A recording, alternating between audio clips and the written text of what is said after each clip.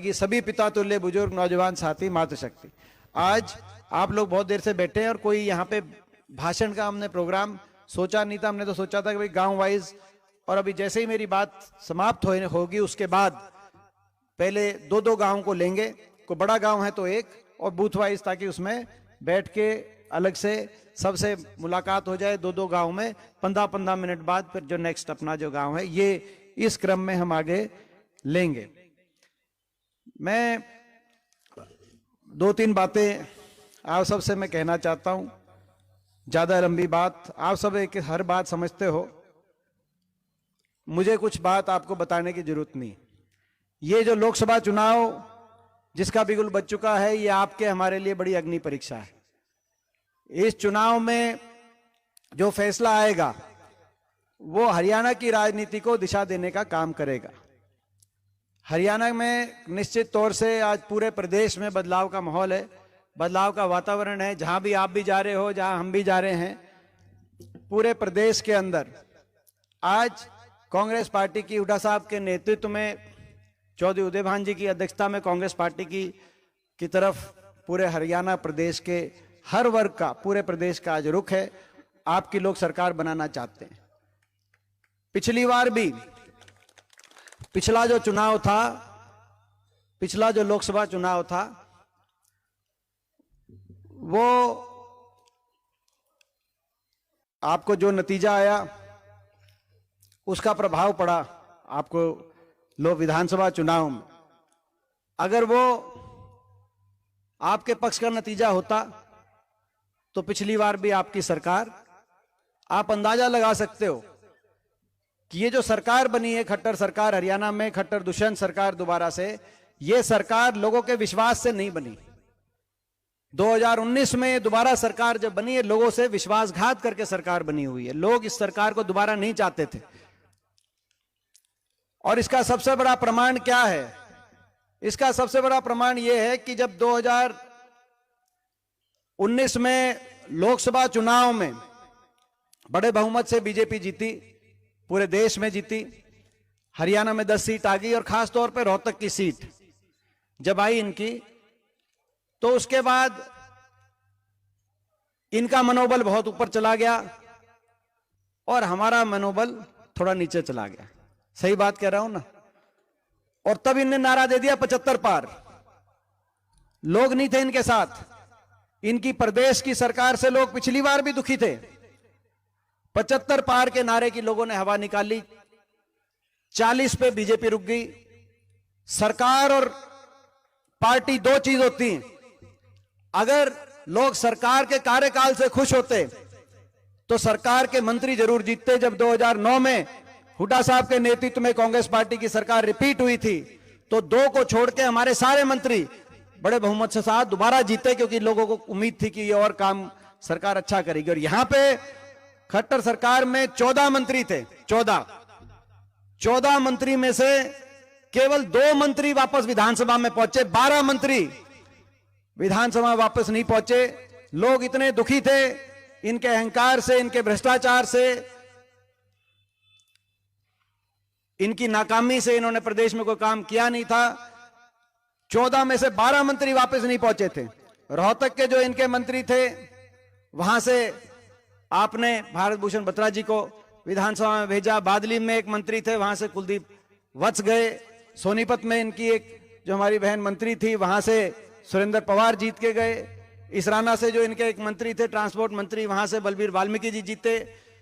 महेंद्रगढ़ से रामविलास जी जो मंत्री थे, वहां से राव दान सिंह जीते। तो नारनौल से जो वित्त मंत्री थे, वहां से आपको पता नारनौल का भी क्या रिजल्ट रहा था। 14 में से 12 मंत्री हार गए। एक सरकार होती है और दूसरी पार्टी के अध्यक्ष थे सुभाष बराला, उनकी जमानत भी नहीं बची।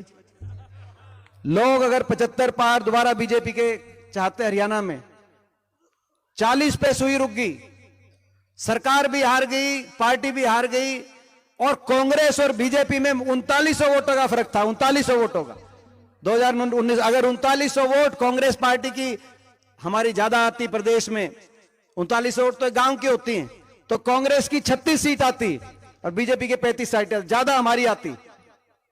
और ज्यादा हमारी आती तो जो धोखा कर गए जेजेपी वाले, दुष्यंत चौटाला की पार्टी वाले जो धोखा कर गए 10 एमएलए, उनके पास कहीं जाने का राह नहीं बचता, क्योंकि जिसकी ज्यादा सीट आती है पहला दावा उसका होता है, आपको पता है। तो बड़ा नजदीकी मामला था, लोगों ने नहीं चुनी, लोगों ने विश्वास व्यक्त नहीं किया, बराबर की कुश्ती छूट गई। इस बीच धोखा हो गया। एक कहता था 75 पार और दूसरा जेजेपी वाला कहता था बीजेपी को करो जमुना पार। इलेक्शन का नतीजा आते ही दोनों बन गए जमा पक्के यार। यह बनी, समर्थन दे दिया, कहा कि बीजेपी को करो जमुना पार, और समर्थन दे दिया, और समर्थन देके सरकार बना दी। लोगों के साथ बड़ा विश्वासघात करके वो सरकार बनाई। जिस दिन नतीजा आया उस दिन उचाना में पूछा क्या करना चाहिए, उचाना वालों ने कहा कि कुछ भी करना, बीजेपी का साथ मत देना।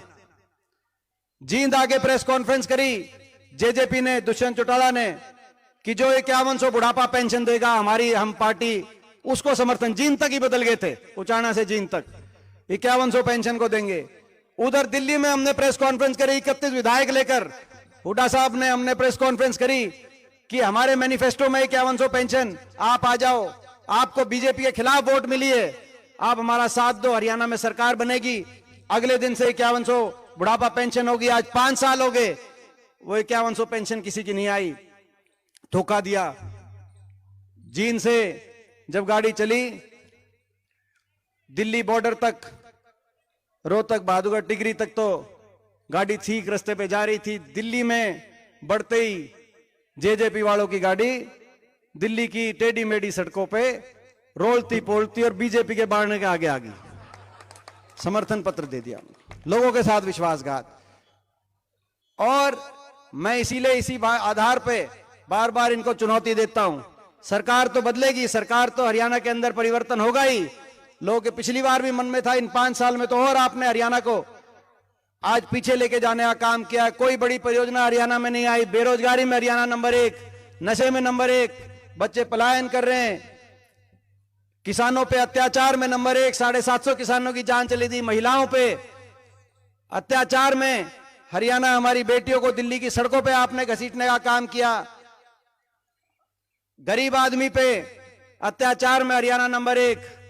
आज इन 5 साल में भ्रष्टाचार में हरियाणा नंबर 1, क्योंकि भ्रष्टाचार के आधार पर सरकार ये बनाई। 5100 पेंशन की तो वैसे ही बात कही, असली समझौता भ्रष्टाचार का था। अपनी फाइलों को भ्रष्टाचार की बंद करा के और प्रदेश की जनता को डबल इंजन से लूटने का समझौता था।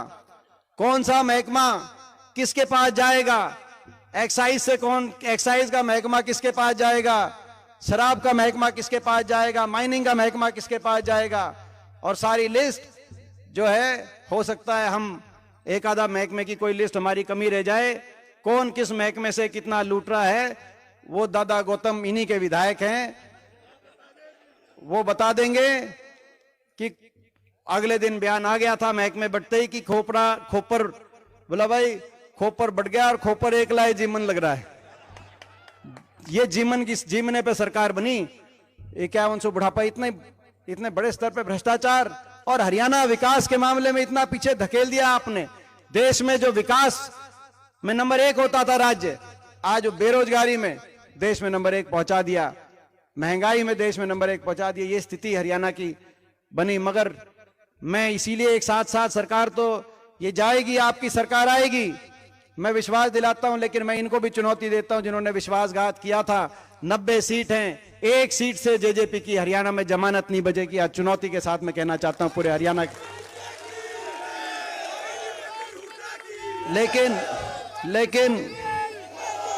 लेकिन ये तो हरियाणा की बात, बहुत बातें और है हरियाणा की। हमारे बहुत से संकल्प हैं, बहुत बातें हैं, वो सारी बात आपको पता है, क्योंकि आप घर के हो, आपको एक एक बात का ज्ञान। मगर जहां तक रोहतक की बात है, ये ठीक बात है कि जो लोकसभा चुनाव का नतीजा आया उससे हरियाणा में आपकी सरकार बनती रहेगी। उससे बहुत नुकसान हुआ, हरियाणा का भी बहुत नुकसान हुआ। और ये जो बांट रहे हैं, ये भाई मैंने कहना है तो 5 मिनट की बात है, उसके बाद बांटेंगे। जो पैम्फलेट वगैरह जो बांट रहे हैं, मगर अपने रोहतक का भी बहुत नुकसान हुआ। बड़ी मुश्किल से रोहतक किसी बेटे को अवसर मिला। हरियाणा में ना तो ये रोहतक, हम भी यहां पले बड़े हुए और हमसे पहले वाली सारी पीढ़ियां, मैं अपने नौजवान भाइयों से कहना चाहता हूं, आप उनसे भी पूछो, यही रोहतक था। सरकारें आई गई, पार्टी से भी ऊपर उठ के मैं बात करता हूं, लेकिन शहर को या पूरे रोहतक क्षेत्र को जो विकास की जो रूपरेखा होनी चाहिए थी, दिल्ली के नजदीक, एक तरफ गुड़गांव, एक तरफ फरीदाबाद, एक तरफ नोएडा, एक तरफ ये रोहतक सोनीपत का इलाका। मैं कसूर इतना था इस इलाके का कि जो सरकारें आई गई, जिनके हाथ में कलम आई, उन्होंने ये नहीं सोचा कि दिल्ली के नजदीक ये भी है। उनको इस बात का दर्द नहीं था कि यहां भी विकास हो सकता है, यहां भी इंडस्ट्री आ सकती है, यहां भी इंफ्रास्ट्रक्चर बन सकता है। बड़ी मुश्किल से राज आया। जब राज आया, इलाका आगे गया, कहीं मेट्रो आई तो कहीं रेल की लाइन बिछी, कहीं आईएमटी स्थापित हुई तो कहीं फुटवेयर पार्क आया, कहीं रिलायंस की एमईटी आई तो कहीं थर्मल के बड़े बड़े कारखाने लगे, कहीं आईआईएम, एम्स, आईआईटी, राष्ट्रीय शिक्षण संस्थान आए तो कहीं बड़े बड़े स्टेडियम आए, कहीं गांव के अंदर कोई अस्पताल बना तो कहीं गांव के अंदर स्कूल बना, कहीं चारों तरफ 4 लेन 6 लेन की कनेक्टिविटी आई, तो रोहतक विकास की तरफ आगे बढ़ने लगा। और जब रोहतक विकास की तरफ आगे बढ़ने लगा तो कुछ लोगों ने हम पे इस बात का भी निशाना साधने, बहुत लंबे समय तक आपने देखा पूरे प्रदेश में केवल एक विपक्ष का कोई भी आदमी था, कहता था काम तो हुआ पूरे हरियाणा में, मगर अपने इलाके में ज्यादा काम इन्होंने करा दिया। वो भी समय था। लेकिन जब राज चला गया तो बड़ा नुकसान हुआ। और जिस रफ्तार से हमने बड़ी मुश्किल से इस इलाके को विकास की डोर से जोड़ा था, आज वो अग्नि परीक्षा आपको और हमको देनी पड़ेगी। हमारी अगली पीढ़ियों को हम क्या जवाब देके जाएंगे। पिछली बार तो लोकसभा चुनाव में जो नतीजा आया उसका नुकसान हुआ, मुझसे पहले बताया कि राष्ट्रीय स्तर पे भी और प्रदेश में भी सरकार चूक हो गई। सरकार आते आते हमारे इलाके का बहुत नुकसान हुआ। मगर इस बार पूरे प्रदेश में एक भावना, बड़ी मेहनत करके, बड़ी तपस्या करके, दिन रात आपकी हमारी सबकी मेहनत के बाद वो तपस्या करके वो भावना पूरे प्रदेश में बनी। मगर उस भावना की रक्षा और सुरक्षा करने का काम इस लोकसभा चुनाव में आपको और हमको मिलकर करना पड़ेगा। ये मैं आज आपको कहना चाहता हूं। मैं आपको ये भी कहना चाहता हूं कि इस बात को ना तो आपको कोई इस मामले में कोई आपके दिमाग में कोई 1% भी डाउट होना चाहिए, क्योंकि सच्ची कहनी चाहिए। ना तो आपको कोई डाउट होना चाहिए, ना कोई डाउट मेरे दिमाग में है कि मेरे को ये निशाने पे लेंगे। पिछली बार भी लिया, पिछली बार भी चक्रव्यूह रचा गया। सरकार ने साम दाम दंडभेद का प्रयोग किया। प्रधानमंत्री पता नहीं बनारस वाराणसी में 3 बार गए कि नहीं गए, रोहतक में 3 बार आए। सारी कैबिनेट आई, मुख्यमंत्री और प्रदेश की सारी कैबिनेट आई। सारे जो इनके पास धन बल, मीडिया बल, तंत्र बल, सब कुछ, मगर आपके आशीर्वाद से जितना मैं लड़ सकता था मैंने लड़ाई लड़ी। इस बार ये और ज्यादा निशाने पर लेंगे। अभी मुझे याद है संसद के सत्र में मुझे याद है, अभी इस पिछले सत्र में एक जगह सारे सांसद सारे कई खड़े थे, तो बीजेपी के केंद्रीय मंत्री में नाम नहीं लेता तो गरिमा होती है, केंद्रीय 3-4 मंत्री कहते कि भाई तने 5 साल बड़ा हमारी नाक में दम रखा है, तेरा पूरा इंतजाम करेंगे, पूरी बीजेपी लगाएंगे। बीजेपी के 3-4 मंत्री कह रहे थे। तो मैंने कहा आपका धन्यवाद, मेरा जो आप कह रहे हो ना कि तेरा इंतजाम करेंगे, मेरा इंतजाम करने के लिए धन्यवाद, कोई बात नहीं, जो है मैं जो है मेरा इतना ही कसूर कि मैंने ईमानदारी से लड़ाई, किसी वर्ग की लड़ाई लड़ने की बात आई, किसान आंदोलन आया, हमारी महिला खिलाड़ियों का आंदोलन आया, कर्मचारियों का आया, अग्निपथ योजना जब ये लेके आए उस समय की बात आई, किसी भी वर्ग के साथ कोई अन्याय हुआ तो इनसे ईमानदारी से लड़ाई लड़ने पे मैंने एक कदम पीछे नहीं हटाया, ना अपना सर झुकाया। मेरा यही कसूर है।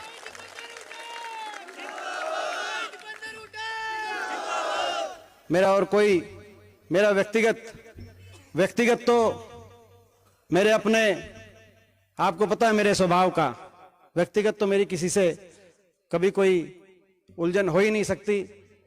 और मैं ये भी कहना चाहता हूं, प्रजातंत्र में सत्ता पक्ष और विपक्ष दोनों चुना जाता है।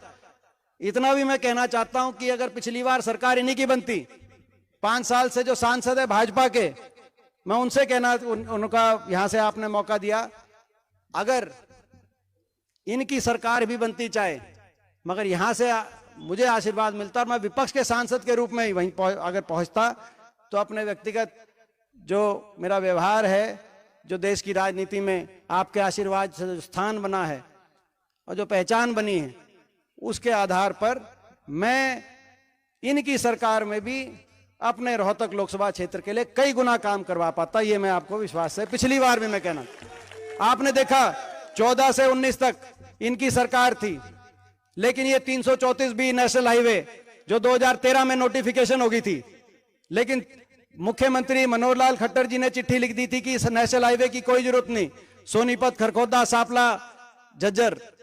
मगर आपने देखा कि उसकी जो फाइल, मुख्यमंत्री जी की चिट्ठी के बावजूद केंद्र सरकार से फाइल निकालकर उसको टेंडर करा के काम शुरू, उस समय भी जो है कई उदाहरण है, मैं तो एक उदाहरण नहीं देना चाहता, लेकिन नुकसान कितना हुआ मैं उसका अंदाजा लगाना। तो मैं कुछ बातें, क्योंकि आपके साथ, क्योंकि आपको ये बातें एक एक ये जो पैम्फलेट वगैरह आएंगे, इनके माध्यम से एक एक ताकि पहुंचे।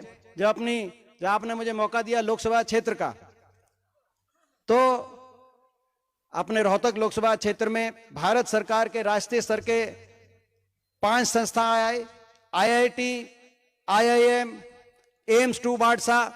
प्रधानमंत्री जी ने घोषणा करी है कि हर प्रदेश में 2029 तक IIT, IIM और एम्स हर प्रदेश में आएंगे 2029 तक। मुझे इस बात की संतुष्टि है आपके लोकसभा क्षेत्र के सांसद के रूप में, प्रदेश ही नहीं, एक लोकसभा क्षेत्र में IIT, IIM, एम्स और उसके साथ FDDI, इंडियन जो इंस्टीट्यूट ऑफ होटल मैनेजमेंट, 5 राष्ट्रीय स्तर के संस्थान आए, 5 उस समय विश्वविद्यालय हमारे बने, 18 कॉलेज बने लोकसभा क्षेत्र में, 18 ITI, 8 सरकारी पॉलिटेक्निक, 2 नए केंद्रीय विद्यालय, 200 करीब नए विद्यालय सरकार से, प्रदेश सरकार से, 2 इंजीनियरिंग कॉलेज और 120 नए खेल की स्टेडियम और 2 भारत सरकार के स्थायी स्पोर्ट्स ट्रेनिंग के सेंटर रोहतक में आए, 4 सुपर स्पेशलिटी अस्पताल, नेशनल कैंसर इंस्टीट्यूट की बात हो, जो पूरे देश में एक ही राष्ट्रीय कैंसर इंस्टीट्यूट टाटा मेमोरियल के बाद, चाहे उसकी बात हो, एम्स 2 की बात हो, रोहतक PGI के विस्तार की बात हो, गांव और शहर में PHC और CHC 68 PHC और CHC छोटे अस्पताल बने। आपको पता है कि नई रेल की लाइन आई, 2 रेल की लाइन आई, रोहतक महम हासी और रोहतक जो है ऐसे झज्जर रेवाड़ी, नई मेट्रो आई बहादुरगढ़ तक, 20 ROB और 3 बड़े औद्योगिक क्षेत्र रोहतक में IMT, एशियन पेंट मारुति जिसमें बड़े बड़े उद्योग आए, बहादुरगढ़ में IMT, अपना जो हमारे जो थर्मल पावर प्लांट दोनों लगे झज्जर झाड़ली में, वो अपना बहुत बड़ा औद्योगिक क्षेत्र बना। और लगभग 1080 किलोमीटर के national highway, 4 lane national highway, जिसमें ये जो रोहतक का हमने सबसे पहला जो चारों तरफ का बाईपास जो रोहतक का अपने बनवाने का काम किया था, 30,000 से ज्यादा गरीबों को 100 गज के उस समय प्लॉट मिले। 750 गांव के अंदर पीने पानी की पेयजल की योजना आई। मैं पूछना चाहता हूं, ये जो अभी मौजूदा सांसद है, मैं इनसे पूछना चाहता हूं, 10 साल की इनकी सरकार से पूछना चाहता हूं, आपके समय एक कोई यूनिवर्सिटी छोड़ो, रेल की लाइन छोड़ो, मेट्रो छोड़ो, औद्योगिक केंद्र छोड़ो, IMT छोड़ो, आप कोई कॉलेज छोड़ो, ITI पॉलिटेक्निक छोड़ो, एक कोई नया स्कूल भी रोहतक में बनाओ, एक कोई छोटा अस्पताल भी किसी गांव के अंदर बनाओ, आप उस गांव का आप नाम बताओ, स्कूल को हमें दिखाने का काम करो। इनको भी जवाब देना चाहिए कि नहीं 5 साल के बाद अपने। और 5 साल इनको मौका मिला संसद में, 5 साल इनको मौका मिला संसद में, एक बार भी संसद में कोई काम हुआ नहीं हुआ। संसद में वकालत भी करी हो। जब रोहतक की मेट्रो कैंसिल हो रही थी तो खड़े होकर कहा कि मेट्रो कैंसिल गलत हो रही है। जब एयरपोर्ट महम से जा रहा था नोएडा में तो खड़े हो कि भाई एयरपोर्ट गलत जा रहा था। वकालत भी गलत करी हो। बादशाह से 11 इंस्टीट्यूट जब जा रहे थे तब ये खड़े होकर कहा कि 11 इंस्टीट्यूट गलत जा रहे हों, तो भाई जो मंजूर शुदा नए काम तो कराए नहीं। जब रेल कोच फैक्ट्री जा रही थी गोहाना से तब बोला हो तो किसी ने, तो ये बात है भाई, नुकसान है। और अब ये मौका है, इनसे लड़ाई तो लड़ेंगे, मगर मैं लड़ाई अकेला नहीं लड़ सकता। मैं आप सबसे आज ये पूछना चाहता हूं, आप हमारा परिवार हो, कि इस लड़ाई में ये जो 2 महीने का समय है, इस 2 महीने की लड़ाई में आपका साथ और आपका आशीर्वाद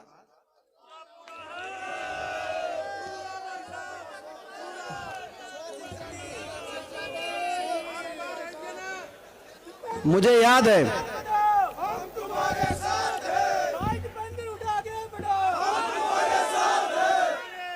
मुझे याद है कि जिस दिन गिनती हो रही थी उस दिन भी क्या बनी होगी मेरे दिल पे। सारे दिन गिनती में हम आगे रहे, पूरे उत्तर भारत में, मगर रात के अंधेरे में। और मगर कई बात अपना दिल का दर्द दिल में रखना होता है। मगर मैंने एक दिन भी उससे निराश होकर मैं घर पे नहीं बैठा। 20 साल लगभग पहले, 18 साल पहले जो आपके आशीर्वाद से मौका मिला, और तब से लेकर आज तक मेरा एक एक दिन आपके सामने है। दिन और रात मेरा जो भी है वो आपके सामने है। मेरे कोई घर परिवार का ये नहीं कह सकता कि दीपेंद्र का कैसा स्वभाव है। आप बता सकते हो कैसा स्वभाव है, क्योंकि एक दिन मैंने अपना घर नहीं देखा जब से, चाहे यहां से मौका मिला या यहां से किसी कारणवश। तो मैं यही कहना चाहता हूं आपसे, आपका आशीर्वाद और आपका साथ अगर होगा तो मैं ये विश्वास दिलाता हूं, ये जो लड़ाई है हम निशाने पे आएंगे, कोई डाउट में मत रहना। सब कुछ जो इनके पास है, सत्ता बल, धन बल, मीडिया बल, तंत्र बल, दिल्ली की सरकार, चंडीगढ़ की सरकार, सब कुछ झोंकी जाएगी, मगर ईमानदारी से हम लड़ाई लड़ेंगे। मैं विश्वास दिलाता हूं आपको, हम जीतेंगे। और यहां से हम जीतेंगे, यहां से हम जीतेंगे पूरे हरियाणा में, हरियाणा के कोने कोने में उस जीत को मैं लेके जाऊंगा। और आपकी सरकार हरियाणा में बनवाने का काम ये मेरी, और ये भी मैं विश्वास दिलाता हूं भाई, यहां से जीतेंगे, हरियाणा में सरकार बनेगी। और हरियाणा में सरकार बनेगी तो आपके लिए, क्योंकि आप हमारे जो सारे हमारे बूथ की कमेटीज हैं, आज जो ये जिसका हमने प्रक्रिया शुरू करी है, क्योंकि आप ये लड़ाई मिलजुल के लड़नी पड़ेगी। ये लड़ाई हम मिलजुल के लड़ेंगे। सरकार हमारी बनेगी तो मैं आप सब के लिए भाई कोई कसर नहीं छोड़ेंगे, ये मैं आज आपको कहना चाहता हूं। जो आपके कोई भी लड़ाई हो, आप ये लड़ाई रोहतक को आगे लेके जाने की है, ये लड़ाई हरियाणा के भविष्य को बचाने की है। और ये लड़ाई अपने सभी वो साथी, किसी की कोई कसर कमी रह गई हो तो कोई उनका दर्द, मेरे दिल में उनका दर्द उतना ही दर्द मेरा दिल में दर्द है। ये लड़ाई उन सभी अपने भाइयों के लिए है, ताकि किसी कोई कमी कसर नहीं रहे आने वाले समय में। ये बूथ एजेंट्स का जो एक की बात आई है, इसमें मैं कहना चाहता हूं कि अभी एक एक कमेटी बनेगी, बूथ की कमेटी बनेगी। आप सब अपनी कमेटी में अगर कुछ साथी आज हों, कुछ ऐसे और साथी हों जो होना चाहते हैं कमेटी में, तो पोलिंग एजेंट तो अंदर बैठेगा, लेकिन बूथ एजेंट वो हैं जो अपने बूथ में आज से लेकर और चुनाव की वोट पड़ने तक वो अपना इलेक्शन संभालेंगे। कहां बूथ पे कोई अगर रूस रहा है, उसको मेरे पास लाके बनाने की बात हो, तो मेरे पास कोई जो है उडा साहब से मानता हो, कोई मम्मी से, कोई मोनू से, कोई किसी और से, कोई अब बत्रा साहब से, तो जहां भी एक एक हमें करता भी, तो ये तो है सभी जिसके आप की जिम्मेदारी है भाई। किसी के पास लाके कोई मानता हो तो उसको भी बनाना है, किसी के पास हमें लेके जाना हो तो हम भी लेके जाएंगे। और अपने बूथ पे बूथ कमेटी जो है, एक एक बूथ पे बूथ कमेटी का टारगेट ये है कि भाई मिनिमम हर बूथ पे पिछली बार की जितनी वोट है वो कटवा के आपको सबको देंगे, भाई इतनी वोट है।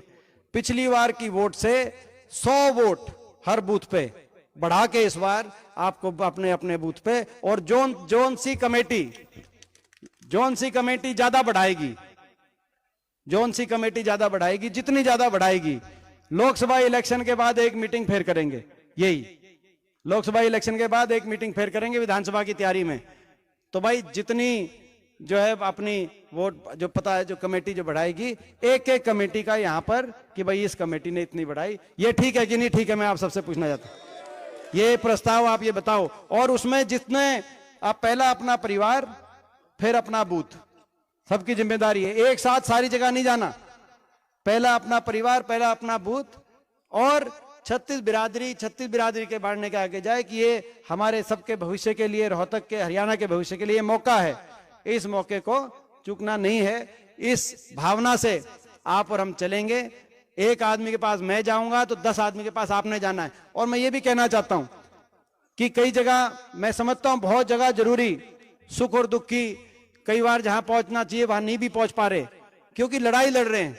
इनके पास बहुत कुछ है और इनसे लड़ाई हरियाणा के कोने कोने में पहुंचकर लड़ाई लड़नी इनसे पड़ रही है। लेकिन हरियाणा ने जो करवट लिए, वो करवट उसी जो दिन और रात की मेहनत पूरे प्रदेश के अंदर, उसी वजह से हरियाणा ने करवट लिया। आपने देखा होगा सिरसा के अंदर, अभी पीछे सिरसा में जो रैली हुई, वहां आप जाके तसल्ली करो, जब स्वर्गीय चौधरी देवीलाल जी पीक पे थे तब भी इतनी बड़ी रैली नहीं हुई जो पीछे सिरसा के अंदर हुड्डा साहब के नेतृत्व में जो हमारी रैली हुई। आपने हिसार में देखा होगा, आपने भिवानी में देखा होगा, आपने लाडवा में देखा होगा, आपने बड़ौदा में देखा होगा, अभी एक हफ्ते पहले बड़ौदा, पूरे प्रदेश के अंदर। तो आज स्थिति आपके हक में है, मगर इस लड़ाई लड़ने के लिए मिलजुल के काम बांटना पड़ेगा। हल्के में कहीं अगर नहीं भी आ पाएंगे तो उस बात को आप समझना, और किसी को ऐसे भाई को समझाना, किसी जगह नहीं भी आ पाएंगे। और इलेक्शन में भी जितना जो है समय, पिछली बार कई घंटे अपन लेट इसलिए होते थे इलेक्शन में कि भाई हमारा हर गांव के अंदर जो है मोटरसाइकिल का, ट्रैक्टर का जुलूस जो था, नौजवान साथी, उसमें बहुत आप समझते हो। मगर उसमें जब पूरा इलेक्शन लड़ना हो, पिछली बार तो केवल एक लोकसभा में ही, इस बार बाकी कैंडिडेट भी हमारे भरोसे बैठेंगे, जो बाकी जो लड़ेंगे। तो भाई इस बार जो इलेक्शन है उसमें सारे नौजवान साथियों से भी मैं आग्रह करना चाहता हूं कि भाई समय बचाना है, एक जगह प्रोग्राम, ताकि समय बचे। और भाई किसके पास मैं पहुंच जाऊंगा, किसी के पास मैं नहीं पहुंच जाऊंगा, तो वहां पे आपको पहुंचना है। मिलजुल के लड़ाई लड़ेंगे तो भाई कोई नहीं रोक सकता। पिछली बार आपने देख लिया, थोड़ी सी कसर थी, उसको इस बार मैं समझता हूं। तो भाई मैं ये जो प्रस्ताव दिया भाई, ये सारे प्रस्ताव, ये ठीक है, प्रस्ताव ठीक है। तो इसके अभी हम स्टार्ट करेंगे। अब कहते हैं खाना शुरू करा देंगे, ताकि खाना भी जो है अपना, आप लोग भी खाना खाओ, मैं भी खाता खाता भी मिलता रहूंगा। और शाम तक तो इसमें पहला जो है नांदल और चिड़ी वाले खाने के लिए नहीं जाएं, वो पहले आ जाएं। नांदल और चिड़ी गांव जो है, ये 16 अलग अलग हैं ये मीटिंग। पहले नांदल है, नांदल और चिड़ी बूथ नंबर 1 से लेकर और 10 तक, जिसमें से पहले 1 और 2 नांदल में है, फिर चिड़ी में। तो नांदल और चिड़ी गांव के जो हमारे सभी बूथ कमेटी हैं वो सबसे पहले आए।